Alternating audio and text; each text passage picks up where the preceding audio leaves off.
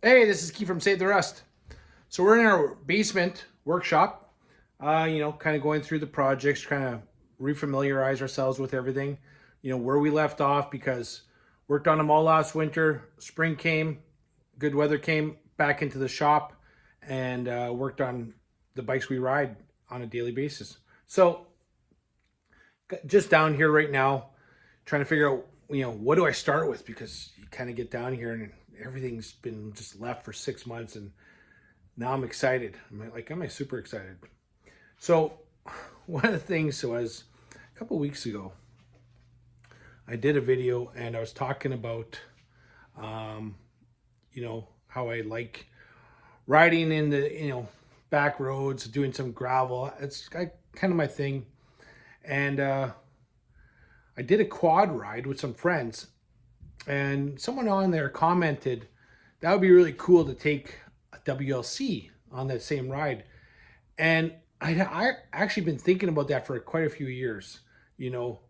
What could I do to build a bike that could kind of be way more off-road than even Harley did back in the 40s. I mean, tires have come a long way, so obviously I would put, more aggressive tires. And then just, mentally, what would I have to do to make sure that that bike kind of went through, some mud, some water, a little bit of water, mucky trails, and you know, so that's some of the things that you come to your mind, right?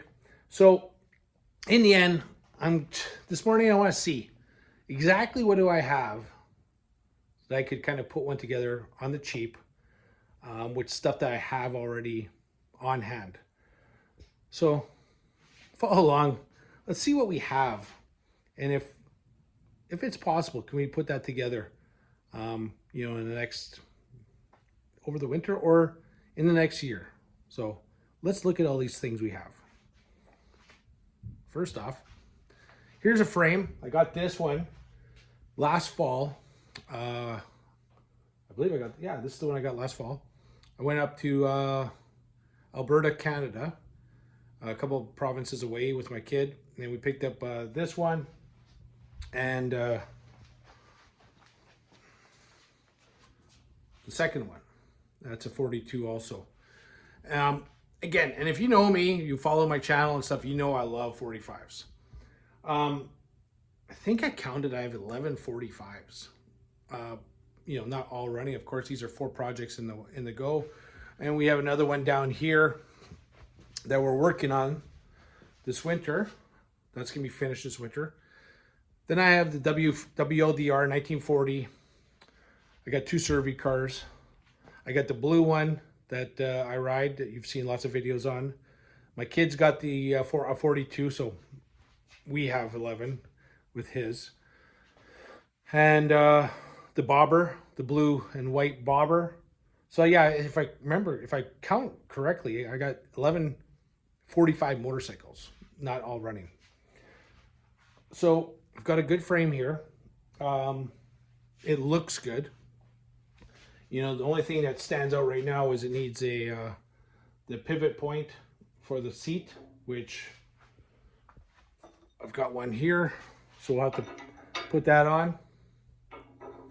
So we got that. The rest of the frame looks really good. So we're going to start with this frame. But first we have to, obviously put it on the jig and make sure it's straight. And then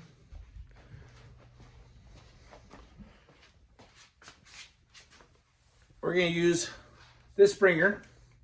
This is one we just repaired. This was extended and we put it back to stock length. And that was, I did a 6-part series on that. So if you're interested in how I did that, check it out. I'll try and put the playlist in here right now. So we got the frame. We have the front end. Let's see what else we got. So if you've seen this pile of 45s in my background, you'll know I have a bunch of extra ones. But the only one that's actually got a bottom end in it is this one right here. This also came from that Alberta hoard of parts. So we can kind of go through it, see if it even turns over later. I don't remember if there's pistons in it. There is a crank in it. If not,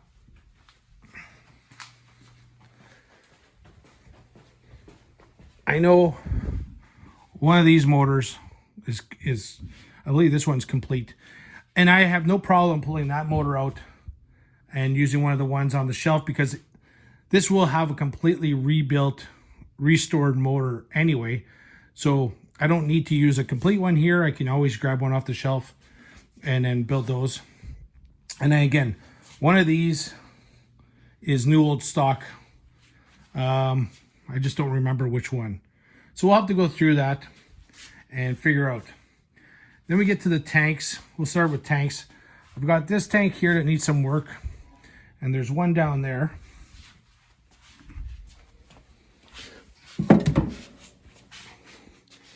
So this one's been hammered. Wayland's bike, the green one, this is actually the tank off it. So there's a lot of issues here. We'll have to fix all that if we're going to use that one. But one of these is going on the green one in the basement here. That one over there. And one we can use for the next project.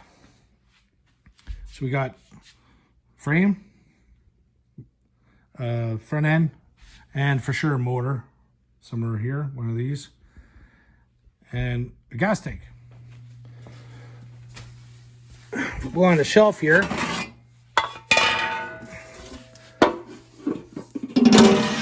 We have a very ugly oil tank that needs a lot of work, but it's actually solid.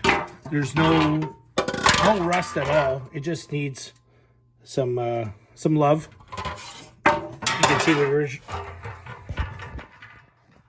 You can see the original Army green.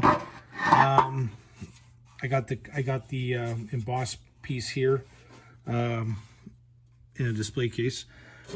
But when I bought this was all lead. So we'll have to do some work and get this back. But the rest of it's a solid tank.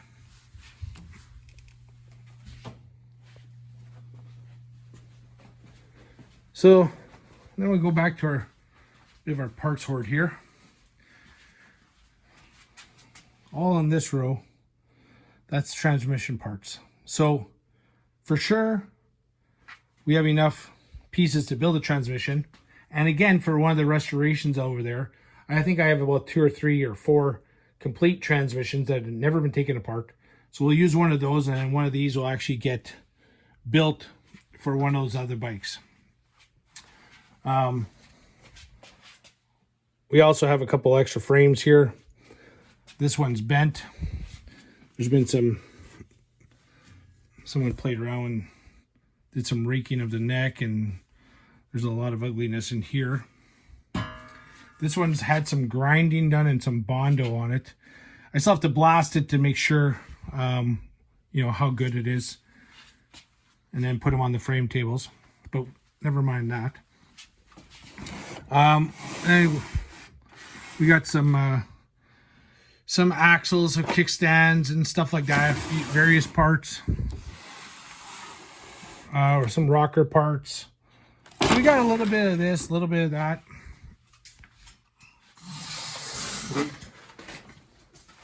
I'm not sure if there's any complete wheels in here, but I'd like to go with 18s.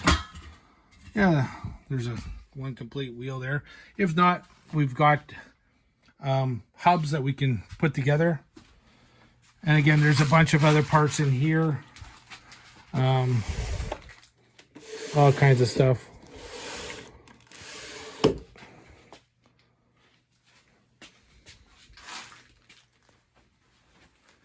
So we also got a bunch of hubs. You know, so there's some spokes there. Some more pieces here that we can use. There's a couple 18-inch rims there. Could use those. And this wouldn't need a speedo, wouldn't need a dash. Got some bars. I'd probably go with a style like this setup, only because of when you're sitting on it, you want to have as much maneuverability, because of the on a stock bike like this, when you're sitting on it, your legs kind of right here, so you could end up, you know, kind of get into a situation where the bars actually hit your legs.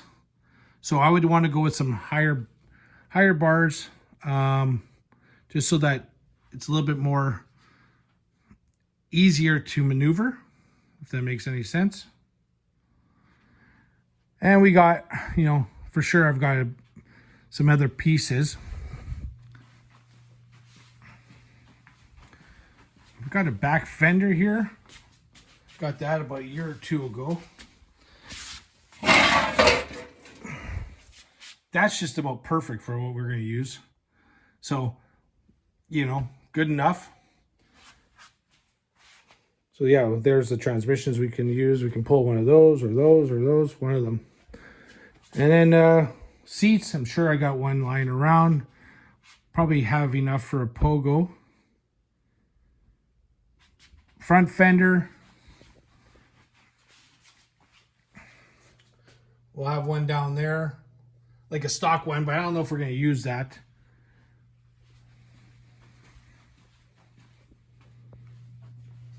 So I pulled out a couple more totes. Again, this is all my leftover kind of junky stuff. Other than there's a bobbed military front fender. So I could use that on the front if I decided to for a fender. You know, I've got a couple of these kind of really ugly battery boxes. I dealt with, well, yeah, we wouldn't use that. That's a good military rear section. But we got some, you know, rear brake drums. I have a front brake drum in the garage. We got a bunch of pipes, some oil lines and stuff that, you know, whatever. A bunch of straps. We can make one good set of straps. We got some linkages. Floorboards. I got a whole pile of floorboards if we went that way, or maybe just, you know, pegs. I'm not sure yet. Have this really ugly set of pipes, you know, homemade, that I wouldn't care if they got trashed or bent up. The one thing I would do is I would make a skid plate. I wouldn't use a factory style one. Just a skid plate that you know, would protect the bottom end, and if I was going over rocks or a tree stump or whatever. So I think with all this stuff, I got a good start. I got the majority of the pieces I would need. And again, you know what would this be? Just using up old junk that I have lying around that I don't need, won't use in a restoration. There's a 21-inch wheel with a star hub that we could use. So again, bunch of stuff. Let's see what we can, you know, put together. So let me know if you think that, you know, making a more off-road dirt bike-ish kind of Harley 45 interests you, because in the end I'm probably gonna do it anyway, put it together. But I just thought maybe, what's your comments? You know, put the comment in, tell me what you think. One of the things too I wanted to make sure is I'm not just going to go with, you know, a foot clutch. I'm going to definitely use a Canadian military auxiliary hand clutch, because if I'm in the bush and, you know, I'm trying to go down a trail, a foot clutch is going to be extremely tough in a lot of situations. So you're going to want to have that auxiliary hand clutch. Still give me a tank shift. But yeah, I don't know. I got all kinds of ideas, you know. Love my 45s. I like playing around with them. And I think I could use up a lot of kind of junky stuff that I'm not going to use in a restoration, and have fun with it. Let me know what you think. Thanks for subscribing. Thanks for your comments. I hope this is entertaining to you guys. This is just me. This is Keith. This is who we are. This is what we do. Have a great day.